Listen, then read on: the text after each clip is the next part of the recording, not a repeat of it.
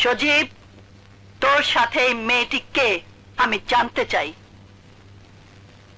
এবারে পুত্রবধূ মা।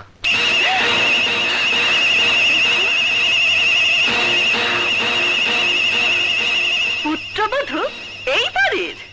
সজীব, আমি আবারও জিজ্ঞেস করছি, বল কে এই মেয়ে? বললাম তো মা, আমার স্ত্রী, তোমার বৌমা। বউয়ের মুখটা একটু দেখি। সজীব, ঘোমটাটা সরা।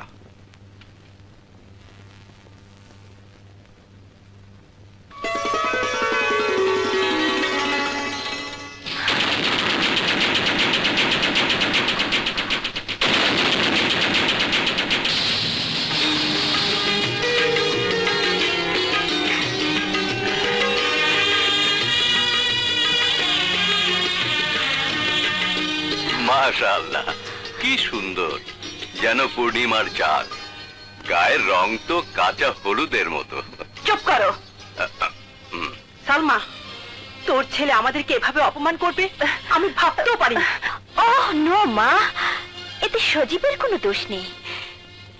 গ্রামের কিছু গরিব ঘৃণিত মানুষ আছে যারা ছেঁড়া কাঁথায় শুয়ে লাখ টাকার স্বপ্ন দেখে।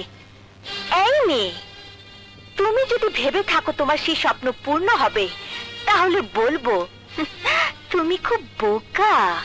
তোমার মতো ছেলে ধরার ব্যবসা করা মেয়েরা কোনোদিন কারো বউ হতে পারে না। এখানে অভিজাত সম্মানীয় মেহমানদের দিকে তাকালেই বুঝতে পারবে তোমার শরীরের এই পোশাক এই মাহফিলে বড়ই বেমানান। তোকে দেখেই মনে হয় অসভ্য, ছোট লোক, নষ্টা মেয়ে।